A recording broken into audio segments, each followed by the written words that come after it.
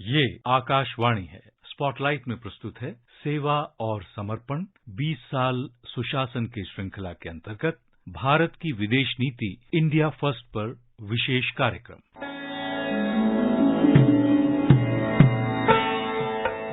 भारत ने अपनी प्राचीन सभ्यता, संस्कृति, आध्यात्मिकता और ज्ञान के भंडार से विश्व को अनूठी भेंट दी है।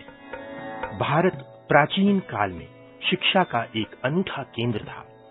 इतिहास के पन्नों में भारत को विश्व गुरु कहा जाता था। 2014 में जब प्रधानमंत्री नरेंद्र मोदी सत्ता में आए तो उन्होंने भारत को एक बार फिर ऊंचाइयों पर ले जाने का वादा किया था। उसी साल ऑस्ट्रेलिया के सिडनी में प्रवासी भारतीयों को संबोधित करते हुए श्री मोदी ने स्वामी विवेकानंद के इस सपने को साकार करने का विश्वास दोहराया कि भारत एक बार फिर विश्व गुरु बनेगा। स्वामी विवेकानंद जी ने कहा था कि मैं मेरे आंख के सामने भारत मां का वो रूप देख रहा हूं, उस जगत जननी का रूप देख रहा हूं। फिर एक बार मेरी भारत माता विश्व गुरु के स्थान पर विराजमान होगी। वो विश्व का नेतृत्व करती होगी, वो विश्व की आशा आकांक्षाओं की पूर्ति का सामर्थ्य रखती होगी। मेरी स्वामी विवेकानंद जी की इस दीर्घ दृष्टा पर अपार श्रद्धा है और इसलिए मैं भी विश्वास से कहता हूं कि विवेकानंद जी कभी गलत नहीं हो सकते। भारत की विदेश नीति का मुख्य और महत्वपूर्ण उद्देश्य अपने राष्ट्रीय हितों की रक्षा करना रहा है और भारत ने अपने इसी नीति को अपना मार्गदर्शक सिद्धांत माना है। दुनिया जब कोविड महामारी से जूझ रही थी तब प्रधानमंत्री मोदी ने अपने इसी संकल्प के अनुरूप आगे बढ़कर निर्णायक नेतृत्व किया। भारत ने अपने देश की जरूरतों के बावजूद 123 साझेदार देशों को दवाई की आपूर्ति की।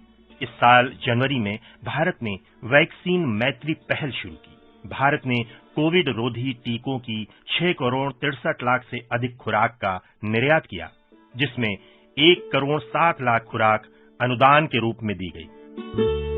श्री मोदी ने इस साल अप्रैल में रायसीना शिखर सम्मेलन में कहा था कि भारत ने 80 से अधिक देशों को टीकों की आपूर्ति की है। During this pandemic, in our own humble way, within our own limited resources, we in India have tried to walk the talk. We have tried to protect our own 1.3 billion citizens from the pandemic. At the same time, we have also tried to support the pandemic response efforts of others. In our neighborhood, we have encouraged a coordinated regional response to the crisis. Bharat की vaccine मैत्री की पहल की दुनिया भर में सराहना हुई है।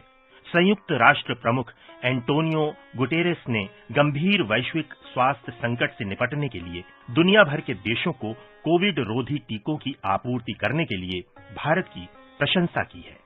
I know that in India there is a very high level of production, both of Indian developed vaccines, and I think there is a very important perspective of also others, and we are in contact with Indian institutions for that, and we strongly hope that India will have all the instruments that are necessary to play a major role in making sure that a global vaccination campaign becomes possible. I think that the production capacity of India is one of the best assets the world has today, and I hope the world understands that it must be fully used. West Indies के जाने माने cricket खिलाड़ी Chris Gayle ने vaccine मैत्री पहल के तहत Jamaica को वैक्सीन देने के लिए प्रधानमंत्री नरेंद्र मोदी को धन्यवाद दिया। Honorable Prime Minister Mr. Modi, people of India, the government of India, I want to thank you all for your donation of vaccine to Jamaica. We appreciate it. Thank you so much.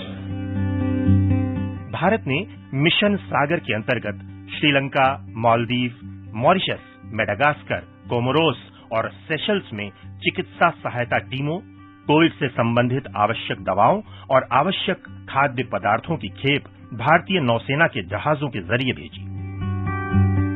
Mission सागर क्षेत्र में सबकी सुरक्षा और विकास के लिए प्रधानमंत्री की परिकल्पना से प्रेरित है और भारत इस क्षेत्र में पहले उत्तरदाता के रूप में समय की कसौटी पर खरा उतरा है। प्रधानमंत्री नरेंद्र मोदी के नेतृत्व में भारत की विदेश नीति की अनूठी विशेषताओं में से एक छोटे, मध्यम और बड़े देशों के साथ राजनयिक पहुंच रही है। राष्ट्रपति, प्रधानमंत्री, उपराष्ट्रपति और विदेश मंत्री के स्तर पर रिकॉर्ड संख्या में यात्राओं का सिलसिला चला। 2014 में सत्ता संभालने वाली नरेंद्र मोदी सरकार का पहला कार्य अपनी पड़ोसी पहले नीति, नेबरहुड फर्स्ट पॉलिसी का अनावरण करना था। सार्क के राष्ट्राध्यक्षों को श्री मोदी के शपथ ग्रहण समारोह में भाग लेने के लिए आमंत्रित किया गया था। भारत ने अपनी पड़ोसी पहले नीति के अनुरूप पिछले साल मार्च में सार्क राष्ट्राध्यक्षों की एक वीडियो कॉन्फ्रेंस के दौरान कोरोना वायरस आपात कोष का प्रस्ताव रखा था, जिसका सभी सदस्य देशों ने समर्थन किया और अपनी सहमति व्यक्त की। भारत ने इसमें प्रारंभिक योगदान के रूप में $1 करोड़ दान देने की घोषणा की। 2014 में नरेंद्र मोदी सरकार ने लुक ईस्ट पॉलिसी का नाम बदलकर एक्ट ईस्ट पॉलिसी कर दिया। आसियान के साथ भारत का संबंध इसी विदेश नीति का एक प्रमुख स्तंभ है और एक्ट ईस्ट पॉलिसी उसकी नींव है। आसियान देशों के नेताओं ने 2018 में भारत के 69वें गणतंत्र दिवस समारोह में सम्मानित अतिथि के रूप में शामिल होकर अभूतपूर्व भाव प्रदर्शन किया। भारत आसियान को क्षेत्र में सभी के लिए सुरक्षा और विकास के अपने हिंद प्रशांत विजन के केंद्र में रखता है। अनिवासी भारतीयों और भारतीय मूल के लोगों को मिलाकर भारत के 2 करोड़ प्रवासी पूरी दुनिया में फैले हैं। इसका प्रमुख उद्देश्य विदेशों में उनकी उपस्थिति से अधिकतम लाभ प्राप्त करना और उनके हितों की रक्षा करना है। वर्ष 2019 में प्रधानमंत्री मोदी ने ह्यूस्टन, टेक्सास में हाउडी मोदी कार्यक्रम में प्रवासी भारतीयों को संबोधित किया। ये कार्यक्रम उनकी यात्रा का मुख्य आकर्षण बन गया। Good morning Houston, good morning Texas, good morning America. Greetings to my fellow Indians in India and around the world.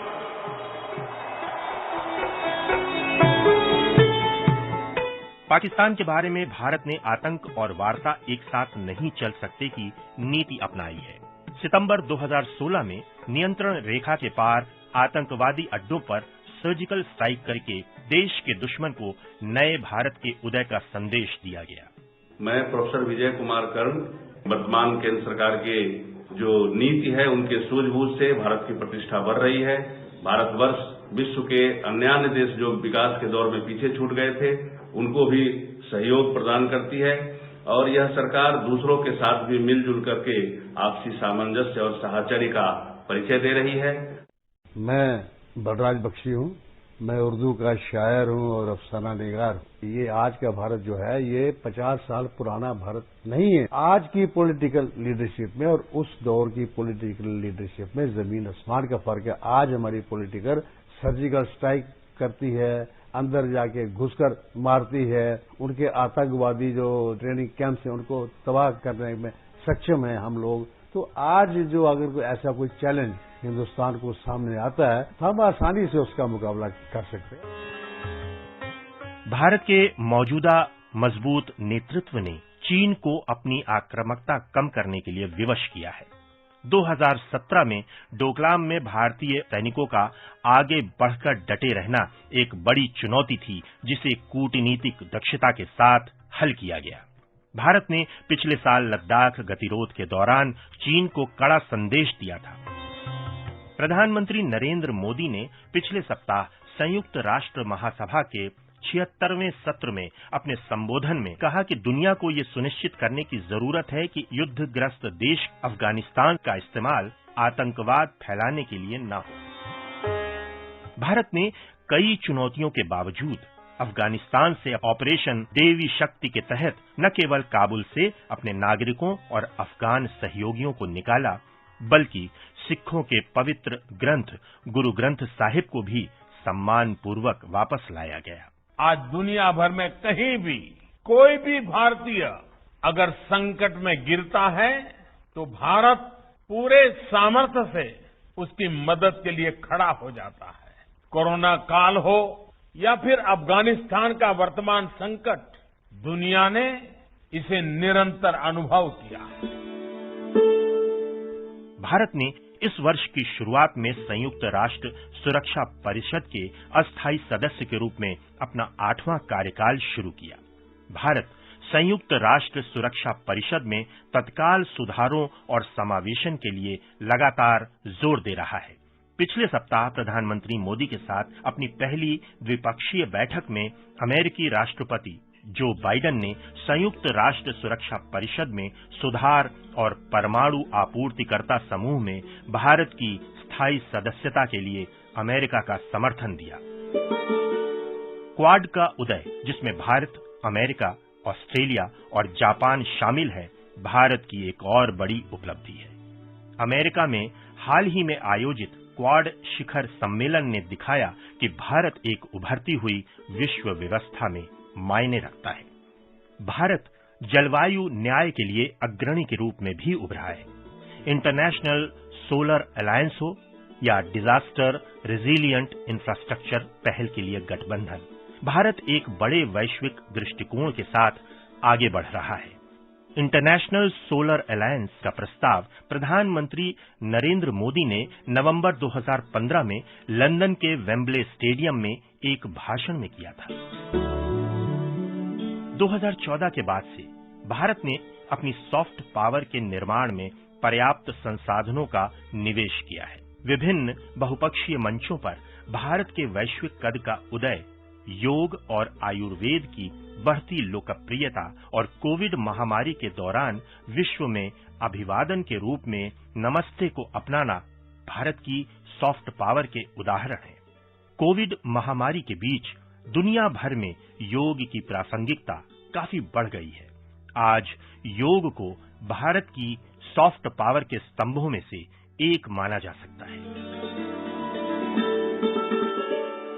प्रधानमंत्री मोदी ने इस वर्ष अंतर्राष्ट्रीय योग दिवस समारोह में अपने भाषण में कहा था कि योग कोविड प्रभावित दुनिया में आशा की किरण बना हुआ है। कोरोना के इन 1.5 वर्षों में भारत समेत कितने ही देशों ने बड़े संकट का सामना किया है। इस मुश्किल समय में लोग इसे आसानी से भूल सकते थे, इसकी उपेक्षा कर सकते थे, लेकिन इसके विपरीत लोगों में योग का उत्साह और बढ़ा है। गांधीवादी दर्शन और विचारधाराएं दुनिया को इस महान राष्ट्र का एक और तोहफा है। 2018 में महात्मा गांधी की 150वीं जयंती के उपलक्ष्य में आयोजित एक समारोह में 124 देशों के कलाकारों ने वैष्णव जन तो गाकर महात्मा गांधी को श्रद्धांजलि दी। गयाना के एक कलाकार द्वारा बापू के पसंदीदा भजन का ये मधुर गायन हर किसी को भाव विभोर कर सकता है। वैष्णव जन तो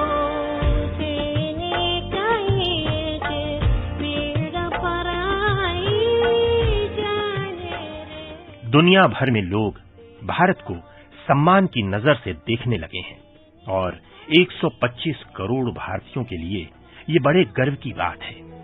भारत ज्ञान और नवाचार के केंद्र के रूप में उभर रहा है। इसमें कोई संदेह नहीं है कि भारत तेजी से कदम बढ़ाते हुए पूरे विश्व में अपनी सफलता के झंडे गाड़ रहा है।